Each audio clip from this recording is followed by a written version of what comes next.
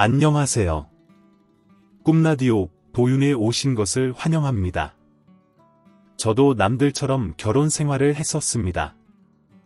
예쁘게 살도 빼서 드레스도 입었고 신혼이라는 것도 달콤까지는 아니어도 달짝지근하기는 해봤죠. 그런데 영원한 건 없더라고요. 너무 많이 바뀌어버린 상황들 때문에 저 또한 바뀌어야만 했고, 그래서 나름 길다면 길었던 제 결혼 생활 마무리를 김치통 앞에서 할 줄은 몰랐습니다. 저 김치 싫어해요. 처음부터 시자 들어간 사람들이 그러진 않았어요. 그랬다면 시작도 하지 않았죠. 여동생의 결혼식에서 처음 만나게 된 남편은 제가 꿈에 그리던 그런 남자였어요. 큰 키에 구리빛 피부를 한 남편은 저보다 3살이나 어렸음에도 오빠라고 부르고 싶을 만큼 건장하고 듬직한 모습을 하였기에 동생을 축하해 주기 위해 모인 모든 여성들의 시선을 온몸으로 받고 있는 것만 같았어요. 그런 그와 접점이 생길 거라고는 생각도 못한 저는 멀리서 바라만 보고 있었어요. 보고만 있는 건 돈도 안 들고 공짜니까요. 그땐 보기만 해도 흐뭇해지고 좋더라고요. 그리고 제 눈으로 본다는데 누가 뭐라고 하겠어요? 그런 마음으로 몰래 흘긋흘긋 훔쳐보고 있는데 갑자기 그가 성큼성큼 저를 향해 걸어오는 게 아니겠어요? 저는 놀란 마음에 저도 모르게 뒷걸음질을 치자 그가 저에게 해맑게 웃어 보이더니 누나 저예요. 저 기억 안 나세요? 라며 반갑게 인사를 건네더군요. 그제서야 과거의 기억을 끄집어 생각해보니 여동생과는 중학교 동창으로 여중여고를 다녔던 저와 달리 남녀공학을 다닌 여동생의 친구들 무리 중 한 명이었어요. 여동생과 친구들이 저희 집에 놀러 올 때면 어린 나이였음에도 불구하고 그 중에서 제일 어른에 가깝던 제가 바쁜 부모님들을 대신해 여동생 친구들을 대접하고 챙겨줘야 한다는 장녀의 책임감과 사명을 안고 해주었던 떡볶이가 아직도 기억난다며 저희 안부를 묻는 그가 싫지 않았어요. 언제 이렇게 늠름한 남자가 다 되어 있는지 그저 과거엔 작은 소년에 불과했던 그였는데 말이죠. 결혼식을 마치고 이대로 가기 아쉽다며 다음에 다시 만나자며 저희 연락처를 묻는 그가 너무 귀여웠던 나머지 저는 수줍은 마음을 뒤로 한 채 그에게 저희 연락처를 알려줬어요. 그는 곧장 저에게 연락을 하기 시작했고 저희는 밤낮 가리지 않고 메신저로 통화를 이어가던 중 자연스레 연인이 됐어요. 저희 집은 어려서부터 부모님이 식당을 하셨고 제법 맛이 있던 터라 동네에서는 알아주는 갈비집으로 오랜 시간 단골 손님들이 많았어요. 그래서인지 부모님은 맛이 변하는 것만큼 손님을 배반하는 게 없다며 밤낮 없이 식당 일에 매진하느라 집보다는 식당에 있는 시간이 더 많으셨죠. 어린 동생을 챙길 사람은 저뿐이었어요. 그러다 보니 저와 여동생 두 입을 채우기 위해서라도 저는 어려서부터 자연스레 혼자 밥을 해먹고 간단한 요리를 마스터하게 됐고 진로 또한 요리에 관련한 학과에 가고자 마음먹게 됐어요. 하지만 부모님은 맛으로 고생한 첫째 딸이 쉽지 않은 길을 택하지 않길 바라셨기에 한사코 요리사가 되고 싶던 저의 진로를 반대하셨고 누구보다 부모님 마음을 알았던 저는 끝내 제 꿈을 접을 수밖에 없었어요. 그래도 요리를 하고 싶은 마음에 요리 잡지사의 푸드 스타일리스트가 되어 잡지에 실릴 음식들이 더 맛깔스럽게 보일 수 있도록 열과 성을 다했어요.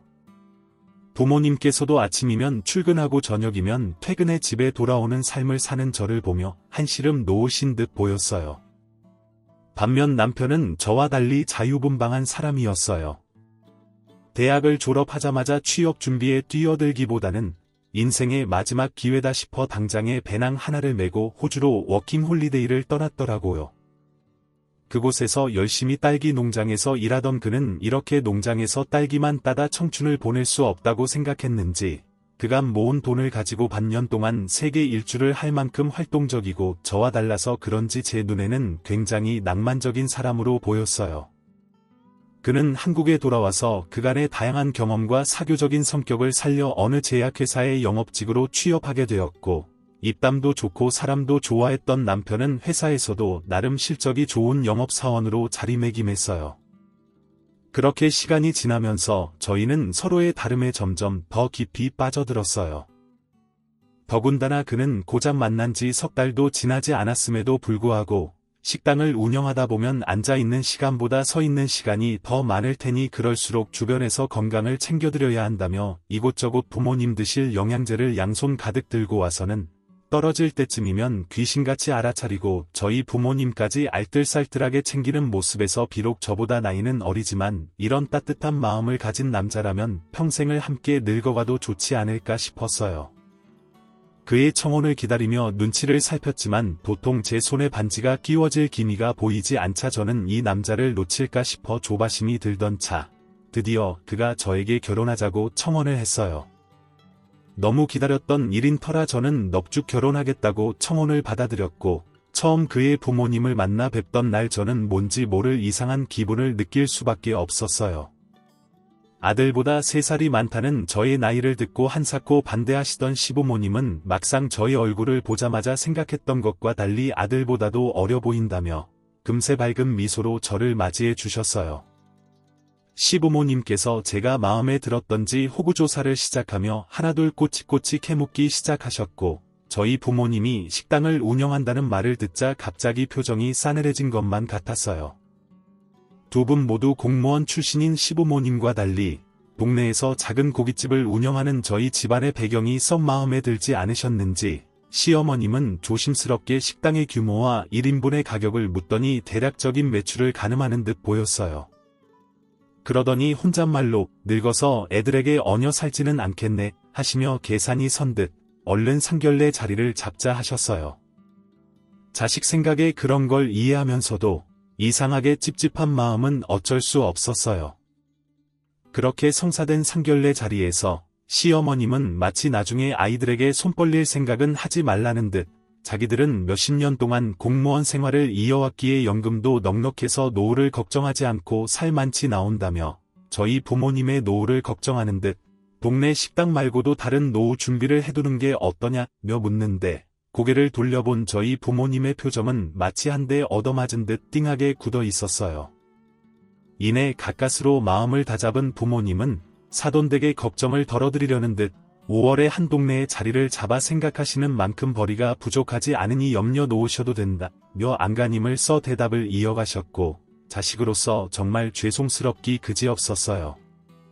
상견례를 마치고 돌아가는 택시 안에서 부모님은 제가 신경 쓰이셨는지 원래 부모 마음이 그런 거라며 너도 나중에 자식을 낳아보면 알 거다며 아무 일 아니라는 듯이 넘기려 하셨지만 결혼을 한 지 8년이 지난 지금에도 그 모습이 또렷하게 그려질 정도로 저에게는 최악의 상견례였죠.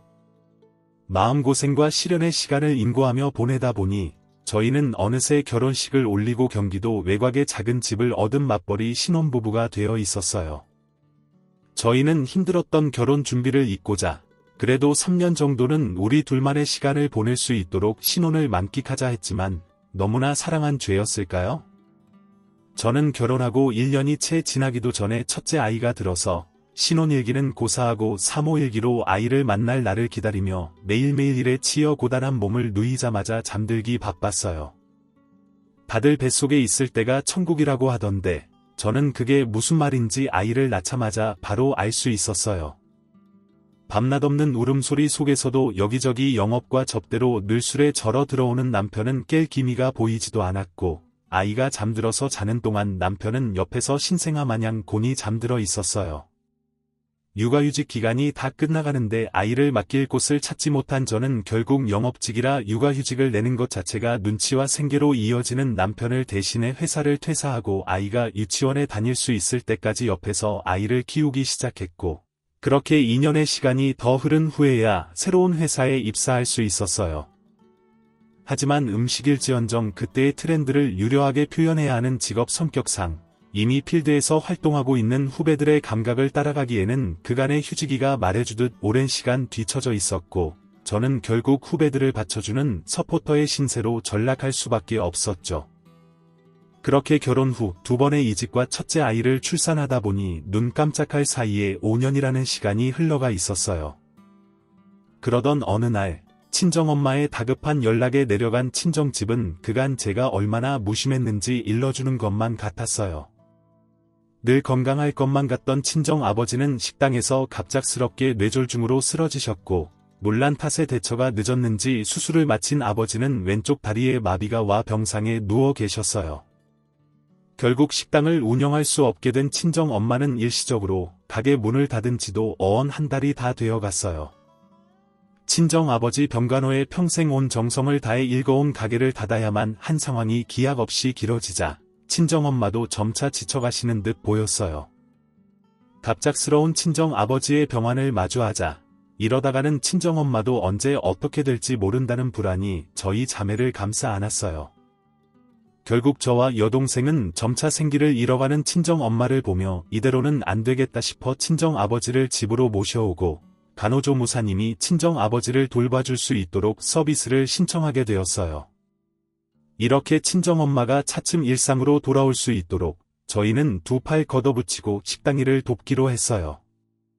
친정과 가까이 살던 여동생은 주중이고 주말이고 할 것 없이 엄마를 도와 식당이 예전 모습을 찾을 수 있도록 열심히 일했어요.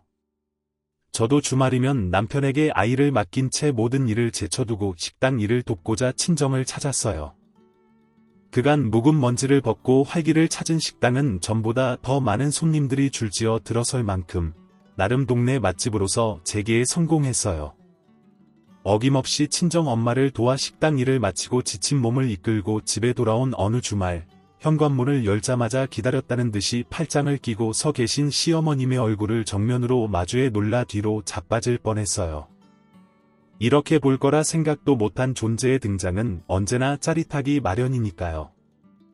남편과 아이는 어디에 있는지 보이지도 않고 시어머니는 오늘 너 잘 걸렸다 싶은 표정으로 저에게 앉아보라 하시는데 정말 죽겠다 싶었어요. 시어머니는 어떻게든 내 엄마가 주말이면 남편하고 자식 돌볼 생각은 않고 친정 문턱이 닳도록 친정에만 들락거리냐며 평일에는 일하느라 애랑 못 놀아주고 주말에는 식당 일하느라 애랑 못 놀아주면 애는 그럼 누가 보냐. 이러다 지 애미 얼굴도 새까맣게 까먹겠다. 며 손자의 엄마 노릇을 내세워 저를 나무라셨어요. 그러더니 우리 아들은 뭐 쉬는 사람이냐며 발에 땀나도록 병원이고 약국이고 쉴 새 없이 도는 만큼 주말에는 누워서 쉬기에도 빠듯한데 애만보다 반나면 애만보다 지나가면 얘는 어떻게 출근해서 일을 하냐며 저에게 생각이 있는 애인지 없는 애인지 따져 물으시더니 이렇게 집 밖으로 돌면 남들이 다 우리 아들만 욕할 거라며 남자가 얼마나 능력이 없으면 안 사람이 집에 못 붙어 있고 돈돈돈 거리면서 주말에 식당 일까지 도맡아 하겠냐며 남들이 손가락질한다고 그게 다 우리 아들 체면 깎아먹는 일이라고 결국 본심을 드러내시더군요. 저는 속상한 마음에 지금 친정 아버지가 쓰러져 거동이 불편해 자식된 도리로서 도울 수밖에 없는 상황임을 말씀드려봤지만 시어머니 귀에는 저의 목소리가 들리지 않는 것만 같았어요. 그러니까 애초에 젊어서 열심히 살았으면 다 늙어서까지 고생할 일 없지 않겠냐며 어떻게 나이도 잡수신 분들이 멀리 미래를 못 보고 한창의 자식들한테 이렇게 피해를 주냐며 건강관리도 하나의 덕목이라고 보이는 아침에 눈 뜨면 아파트 단지라도 몇 바퀴씩 돌며 자식들한테 피해 끼치지 않도록 이토록 건강관리에 힘쓴다며 시어머니의 건강관리 비법을 알려주시더군요. 저는 도저히 말이 통하지 않겠다 싶어 입을 꽉 다물자 시어머니는 이제 그만해야겠다 싶었는지 슬금슬금 가방을 챙기더니 엘리베이터를 타는 순간까지 앞으로 친정에 가지 말고 육아와 내조에 힘쓰라는 말을 남기고는 제 속을 있는 대로 뒤집어 놓고는 호련히 사라져 버렸어요. 그리고 얼마 지나지 않아 아무것도 모르는 말간 얼굴을 하고 아이 손을 잡고 쭈쭈바를 물며 등장한 남편은 오자마자 제 엄마부터 찾더군요. 저는 날카롭게 가자에 눈을 뜨고 남편을 째려보며 대체 시어머니는 왜 오신 거며 왜 나한테 말하지 않았냐고 묻자 남편의 대답이 더 기가 차고 황당했어요. 오랜만에 집밥이 먹고 싶어서 김치찌개를 해보려 했는데 해본 적이 없어 그런지 인터넷에 검색하고 해도 영 엄두가 나지 않아 어쩔 수 없이 엄마에게 전화의 방법을 묻는 탓에 결국 이실직고를 할 수밖에 없었다면서 그래도 엄마가 와서 반찬이고 찌개고 다 해주고 갔다면 신나하는데 연애 시절에는 그렇게 늠름하게만 보였던 남편이 어찌나 생각이라고는 할 줄 모르는 그저 애 같은지 저도 모르게 혀가 끌끌 차이지 뭐예요? 저는 남편에게 단호하게 말했어요. 당신이 도와줄 거 아니면 나라도 친정 부모님 도울 수 있게 냅두라고 말이죠. 한 번만 더 시어머님이 우리 친정에 대해 왈가왈부하면 그땐 정말이지 이혼이라며 엄포를 두자 남편은 꼬리가 축 처진 강아지 마냥 눈꼬리를 축 내리고는 알겠다며 자기가 생각이 짧았다고 저에게 싹싹 빌더군요. 저는 시어머님의 훈수에도 아랑곳하지 않고 매주 친정을 찾았고 꾸러기를 5개월 정도 이어가자 점차 전에 있던 매출을 회복하기에 이르렀어요. 하지만 얼마 지나지 않아 전 세계에 난리가 터지면서 다시금 식당은 휘청거리게 되었고 이러다가는 얼마 지나지 않아 친정아버지의 병원비도 부족하겠다 싶었어요. 결국 저는 저의 직업을 살려 식당의 주력 메뉴인 갈비를 메인으로 하여 먹음직스럽게 색을 더해 사진을 찍어 SNS 채널에 홍보하기 시작했고 얼마 지나지 않아 나갈 수 없게 집에서 먹어보고 싶다는 사람들의 성화로 인해 작게나마 인터넷 사업 창고를 개설하게 되었어요. 하지만 사업은 생각만큼 호응을 얻지 못했어요. 그도 그럴 거지 갈비란 모름지기 숯불에 구워야 그 풍미가 배는 오르는 음식인데 가정집 가슴을 프라이팬 위에 오른 양념을 머금은 고기는 타기 일쑤였기에 그렇게 팔아달라는 성원과 달리 구매를 망설이는 사람들만 가득했어요. 경제적인 돌파구를 바라셨던 친정 엄마의 얼굴을 보자 이대로 사업을 접을 수 없었어요. 고심 끝에 저는 믿져야 본전이지 싶은 마음으로 갈비를 구매하는 사람들에게 식당에 방문해야만 맛볼 수 있는 갖가지 반찬과 친정엄마의 손맛이 가득 배인 김치를 서비스로 끼워줬고 그 결과 한동안 구매 랭킹 상위권에 들며 주문이 쇄도하게 되었어요. 주문을 받고 포장을 하고 발송을 하며 모든 문의 응대를 혼자서 이어가던 전엔 더 이상 틈틈이 시간 내는 것만으로는 수요를 맞추기 어렵다고 판단이 됐고 저는 본격적으로 인터넷 사업을 키워나가기 위해 결국 회사를 퇴사하기에 이르렀죠. 처음 퇴사를 만료하던 남편은 주문량을 보고 이거구나 싶었는지 하루빨리 회사를 정리하고 친정을 도와보라며 저희 등을 떠미는 게 아니겠어요. 속이 훤히 보였지만 그래도 단순한 사람이라 쉽게 넘어오네 싶어 저로서는 다행이었어요.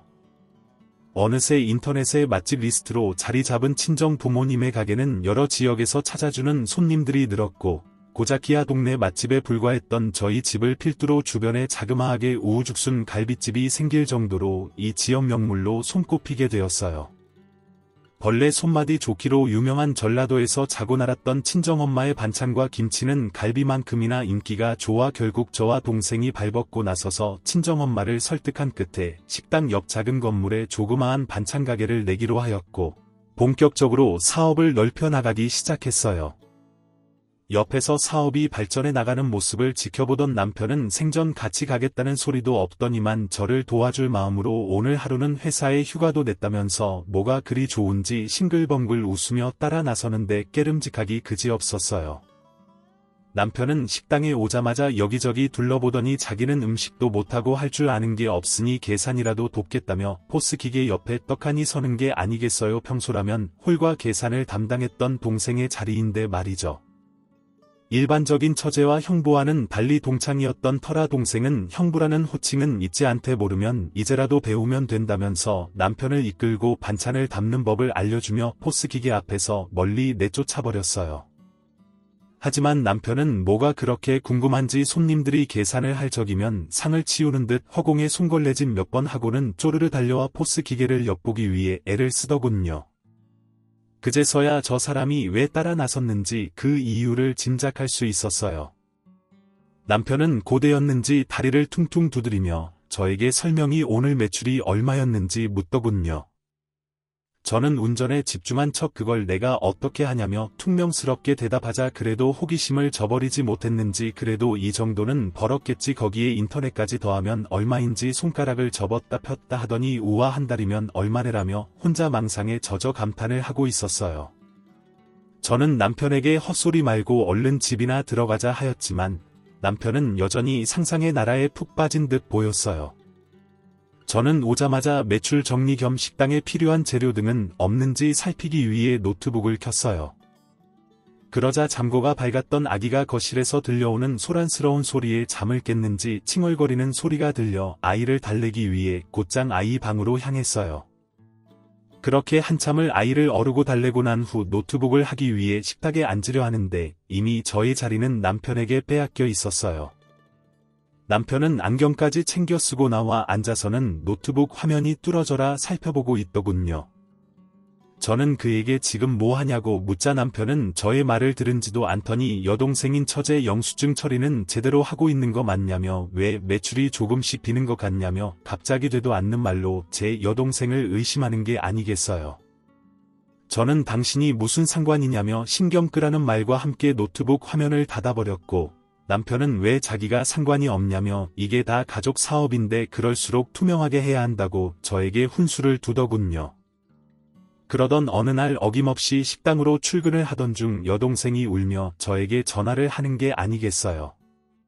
평소 혈압이 높았던 친정엄마는 근래 급격히 커지는 식당 사업 규모 때문에 무리를 했는지 식당 문을 열려 오던 길에 그대로 쓰러지고 말았고 지나가던 행인들의 도움을 받아 병원으로 이송된 덕분에 큰 일은 없이 넘어갈 수 있었지만 당장에 1년도 지나지 않은 친정엄마까지 쓰러지시자 저와 동생은 우려하던 일이 일어나지 않을까 노심초사할 수밖에 없었어요.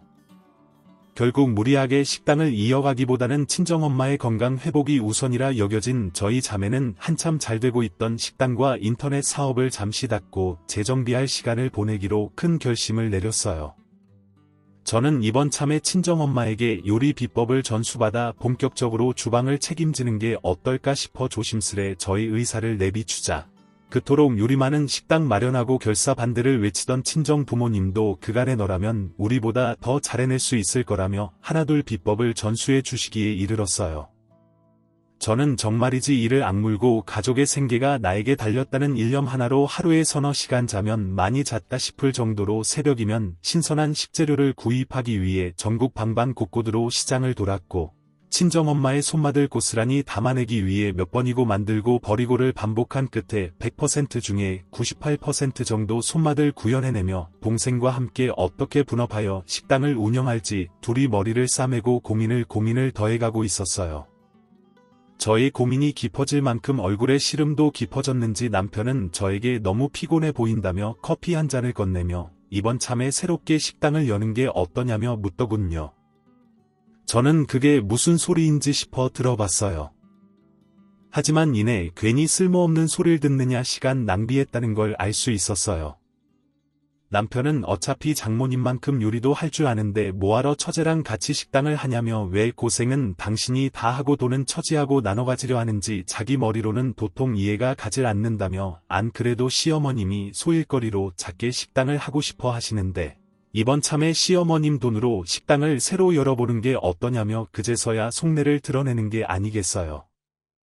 저는 시어머님이 뭐 아무것도 바라지 않고 계산도 않고 우리에게 식당을 뭐하러 내주냐며 여태 겪어보고도 어쩜 이렇게 자기 엄마를 몰라서 어디에 쓰냐며 나무라져.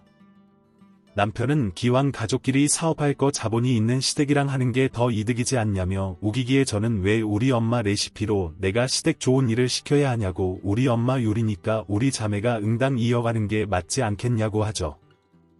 남편은 할 말이 없었는지 그제서야 입을 툭 내밀고는 안방으로 들어가더군요. 한바탕 소란이 일고 얼마 지나지 않아 시어머님에게 전화가 왔어요. 그러더니 시어머님은 무턱대고 식당을 차려준다는데도 싫다고 하면 자기가 무서워서 뭐 말이라도 하겠냐며 너 좋으라고 해주겠다 했는데 어쩜 이렇게 애가 삐뚤게만 생각하는지 어려서 부모 정을 빨리 떼서 그런지 애가 정이 없다며 또 가만히 있는 저희 친정을 들먹이시더군요.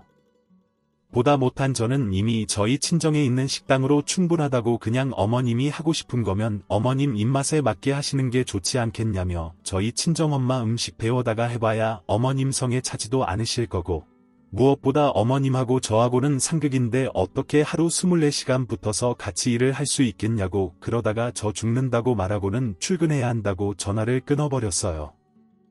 저와 동생은 그간 소규모 식당에 불과했다면 이제는 본격적으로 우리 집안의 사업이 될 수 있도록 조금 무리하여 직원들을 채용하고 저는 식당의 음식과 인터넷 주력 상품인 반찬과 김치를 전담해 식당의 맛을 책임졌고 동생은 제가 닿지 못하는 홀과 청결 그리고 저희 식당을 찾아준 분들에게 좋은 기억을 심어줄 수 있도록 서비스를 책임지며 각자 역할을 나누어 전보다는 체계적인 사업 형태를 갖추고자 노력했어요.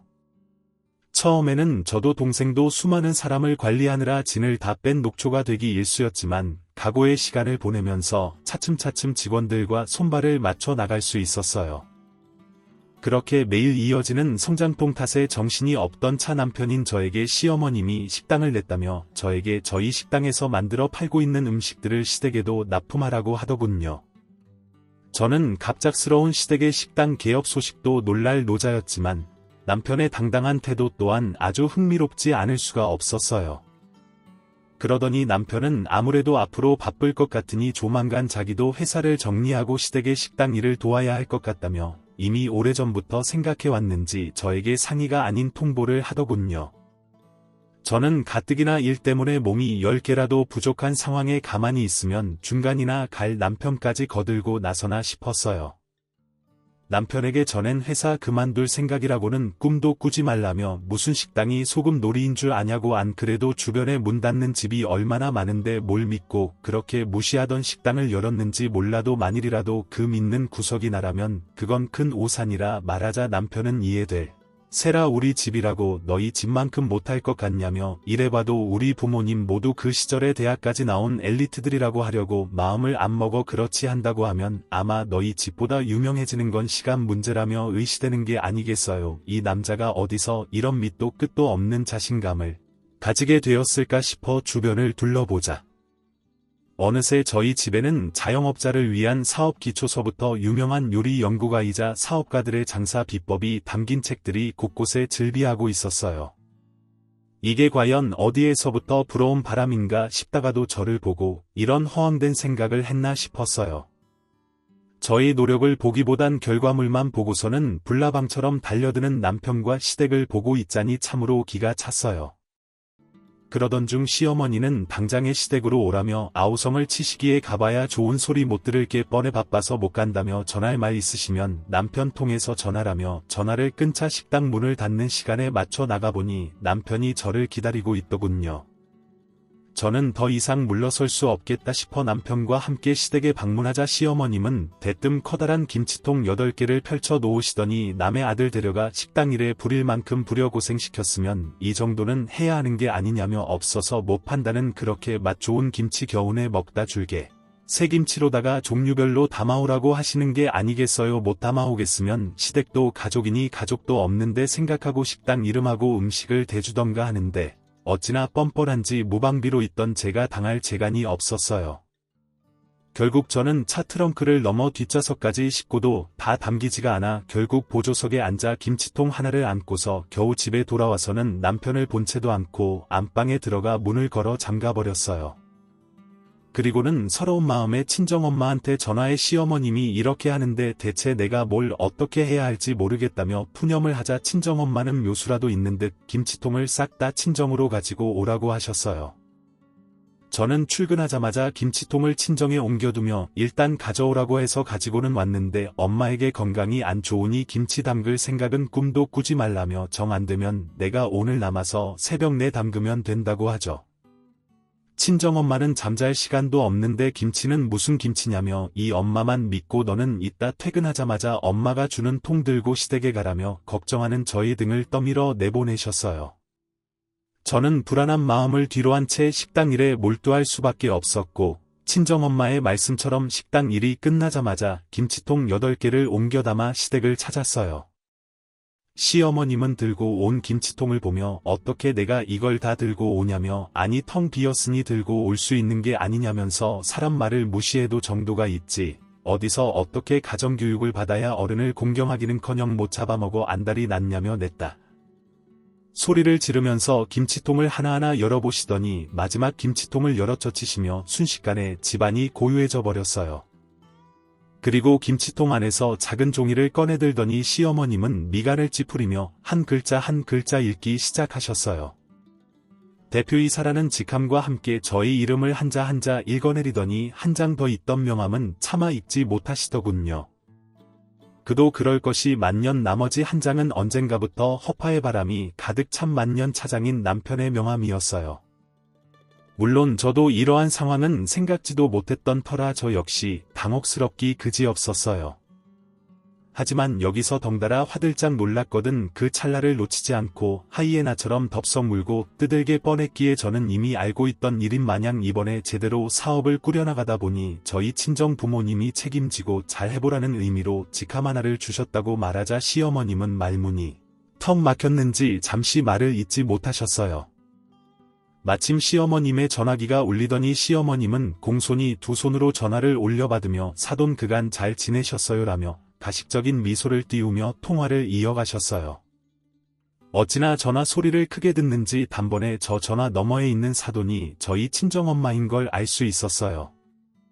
친정엄마는 전해드린 김치통을 잘 받아보셨냐며 아무래도 요즘 우리 딸이 회사를 책임지고 이끌어 나가느라 김치 담글 새가 없어 그런 것 같다. 그래도 빈통을 보내기 뭐해서 제가 깨끗하게 씻어서 보냈다며 이번에 우리 딸이 대표이사로 승진하게 돼서 좋은 소식이기에 전해드리려고 명함 한 장 같이 보냈는데 받았는지 물으며 우리 사위는 언제 회사에서 인정받고 승진하는지 기다리다 목이 빠질 지경이라며 아무리 승진해봐야 대표이사까지 올라갈 수 있을지 걱정스럽다며 시어머님 속을 구석구석 뒤집는 친정엄마의 언변 때문에 계속해서 새어나오려는 웃음을 참느라 혼날 뻔했어요.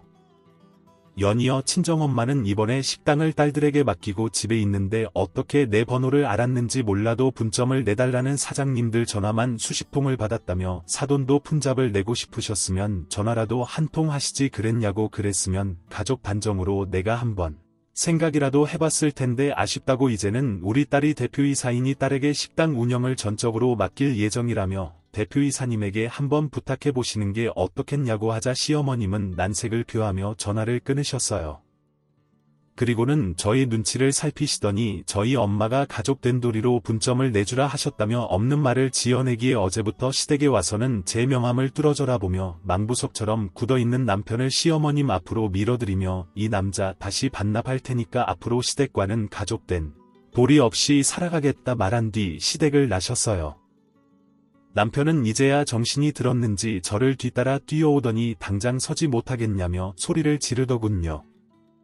그러더니 어떻게 이렇게 큰일이 있었는데 배우자인 자신에게 말하지 않을 수 있냐며 이제 와서 혼자 식당을 다 차지하려고 그런 거라며 10개의 우물안은 알아도 사람 속은 모른다더니 그 말이 당신을 두고 하는 말이 아니냐며 적반하장으로 화를 내는 게 아니겠어요. 어차피 이제 다 끝났다 싶은 마음에 저는 남편에게 당신이야말로 친정아버지 쓰러질 때도 병문안 한 번 안 갔던 사람이 여태 옆에서 아무것도 않고 팔짱 끼고 지켜만 보다 식당이 잘 된다 싶으니까 이제서야 쓱 숟가락 한번 얹어보려고 안달이 나서는 시어머니까지 합세해서 우리 집안을 탈탈 털어먹으려고 하는 거 내가 모를 줄 알았냐며 그렇게 없이 보고 깔보던 식당인데 왜 이제 와서 온갖 말도 안 되는 이유를 대가며 온 집안이 파렴치하게 구냐며 더 이상은 당신과 못 살겠다고 당장 내일 이혼 서류 보낼 테니 좋은 말로 할 때 찍어 보내라고 했어요. 남편은 제 것이라 생각했던 식당을 잃고 싶지 않았는지 매일같이 찾아와 빌고 식당 일을 도우며 이혼만큼은 회피해보고자 온갖 노력을 하는 듯 보였으나 이미 그 검은 속내가 다 떠벌려진 탓에 저는 더 이상 그와의 결혼 생활을 이어갈 수 없다 생각이 됐고 친정엄마도 가게를 넘겨주기 전에 소송이라도 해서 이혼하고 속 편히 살라며 저의 선택을 응원해 주셨어요. 결국 저는 기나긴 이혼 소송 끝에 양육권을 가지고 오면서 승소하게 되었어요. 그러자 친정엄마는 기다렸다는 듯 두 딸에게 식당을 물려주셨고 저는 본점에 남아 부모님의 신념을 담은 요리를 손님들에게 내어주며 날로 번창하는 모습을 지켜볼 수 있었어요. 동생은 서울에 분점을 내며 새로운 일터를 갖고 나가게 되었고 종종 음식 상태를 점검하러 서울에 방문하면 동생은 저를 다급히 식당 주방에 숨겨두고는 식당 밖을 한참 동안 두리번 거렸어요. 수상할 정도로 두리번거리는 모습에 무슨 일이냐 묻자 형부가 분기별로 식당에 찾아와서는 마치 제기를 노리는 트로트 가수처럼 너스레를 떨며 천연덕스럽게 다가와서는 언니의 근황을 묻는데 그 모습이 마치 다시 식당을 되찾으려고 하는 것처럼 보여 몇 번이고 내쫓았는데도 다시 찾아온다는 말에 사람 꼴 우스워지는 거 정말 한순간이다 싶었어요.